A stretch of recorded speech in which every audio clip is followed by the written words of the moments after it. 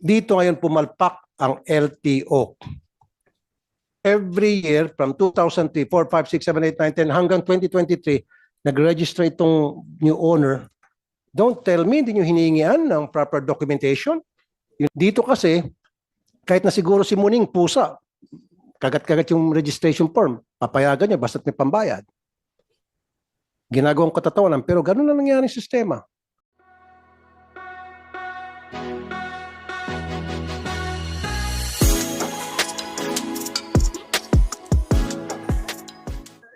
Meron po ba tayong taga-LTO rito? Okay. Magandang araw po. Yung pong red Honda CR-V na pinaglipatan ng supposed to be katawan ng victim, ano po yung status noon sa LTO registration? Kanino po nakaregister yun? Magandang araw po, Chair, at saka po, Senator. Yung dun po sa CRV, yung ngayon po, kung okay lang po, ipacheck ko lang po kung ano po yung status po. Pero basta po yung plate number, meron po sa amin, makukuha naman po sa system, sir. Ipa-double check ko lang po dahil... And you know the reason why we ask you to be here and you don't have that very basic, simple information, madam? Sir, apologies po for that po. Because meron po kaming certain unit po in charge po for that. Pero makukuha ko po ngayon po, sir. Pero ma'am, Apo. alam mo naman na ito yung pinag-uusapan natin. Yes, sir. Apo. Sana before you came here, you have that basic information. Kanino nakaregister yan? Anong status niya ngayon sa LTO? Kasi Mr. Chair, itong Honda CR-V, yung plate number nito, correct me if I'm wrong, nakaregister pa rin doon sa old owner. Hindi po sa bago na owner. Kasi nung i-trace ng PNP, am I right PNP? Nung matrack daw nyo, yung plate number ng CRV, pinuntahan nyo po kung sino na kanino nakaregister yan. Ang sinabi nung tao na matagal na ko na yung binenta. Tama Yes, po sir. ba? Yes, sir. 2003, if I'm not mistaken, sir. 2003. Dito ngayon pumalpak ang LTO. Every year from 2003, 4, 5, 6, 7, 8, 9, 10 hanggang 2023, nag-register itong new owner. Don't tell me hindi nyo hiningian ng proper documentation. Yung nag-register, deed of sale, o kung yun na inabenta. Kasi, Mr. Chair, this is a regular occurrence na habulin ng PNP yung plate number, pupunta na doon sa lugar. In fact, mag-i ako sa Wanted sa radyo na taxi na naiwan yung kanyang gamit o gumawa ng kabalastugan, nakuha yung plate number, habulin sa PNP, sabihin ng PNP, sabihin nung may-ari, nung nakaregister sa LTO, binenta ko na yan eh. 8 years ago, 5 years ago. Hindi na akin yan. So, ibig sabihin, hindi updated ang record ng LTO. LTO, you answer. Okay po. Sir, under our ano po kasi regulation, meron po sa operations namin, may unit po kami na nagre-register po doon. So ino-evaluate po, basta po yung may mga documents lang po silang titignan. So ngayon po sir, i-check ko lang po yung sa mismong CRV po. Yung sa plate number po niya kasi dito, yung sa Juke pa po. Ipa-check ko lang po ngayon sir. Apologies po. Okay po. Sige, kung meron, pabilisan natin. Anyway, computerized naman lahat yan eh. Padala ka agad ngayon. And then, Mr. Chair, itong gusto kong mangyari kayo dyan sa LTO.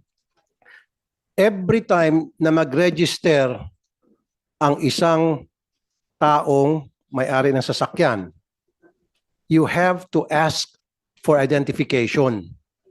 Kasi dyan sa LTO, kahit na sinong tao may hawak na registration form, maski na sino pa siya, basta't may pambayad lang, pinoprocess nyo agad. Dapat, hindi nyo pinoprocess, hinahanapan nyo ng ID para to make sure siya yung nag-register ng kanyang sasakyan. Tama?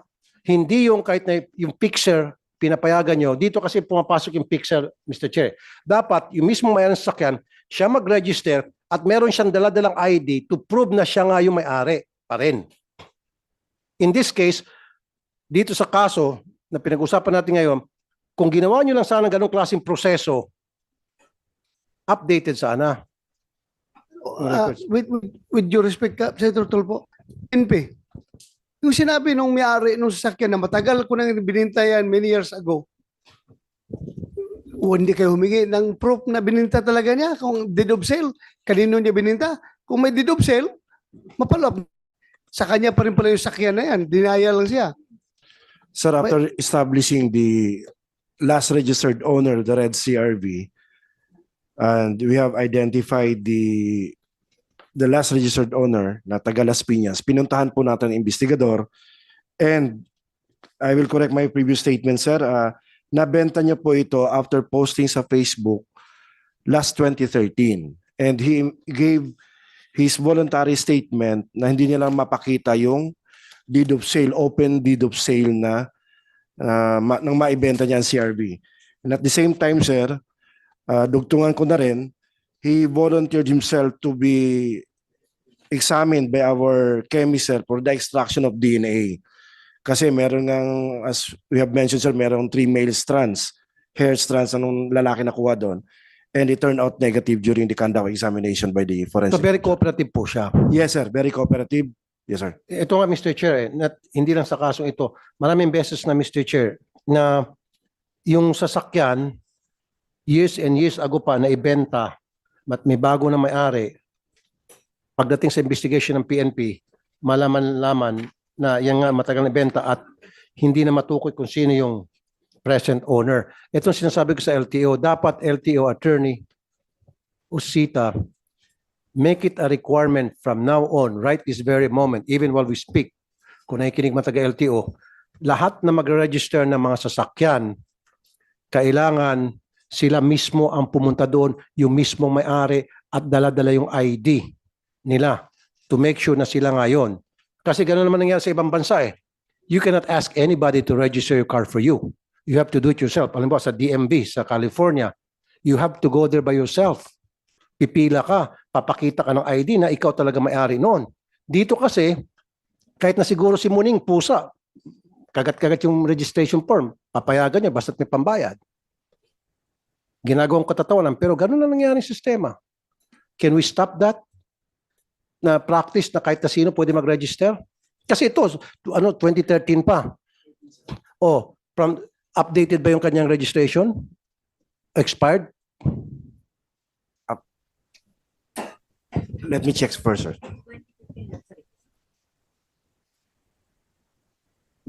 Sir, it was last registered 2015, Your Honor. Expired. Sa Batangas LTO po. Oh, so dapat noong 2014, nirenew yun. O dapat, nandun na yung bagong owner. Di ba? So at least merong 1 year na dapat nagpresenta yung bagong owner. So ang point ko rito, from now on LTO, make it a point, lahat na mag-register ng mga sasakyan, it has to be the owner. Wag na yung mga fixer. Kasi sa ngayon, Mr. Chair, pwede ka mag-utos eh. Fixer, halika rito. Ito, 3,000, i-register mo itong sasakyan ko. Nang sa gayon, maiwasan natin ganitong klase mga sitwasyon. Is that right? Tapos Yes po, siyempre sir. yung owner magpapakita ng mga identification to prove na, yes, I'm that owner of the car. Diba? At ito'y binenta sa akin, pakita ng deed of sale, etc.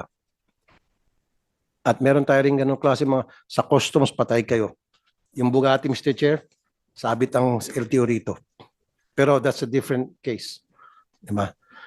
For now, Mr. Chair, yun lang muna siguro. And if you don't mind, with your indulgence, maybe we can proceed to the next case.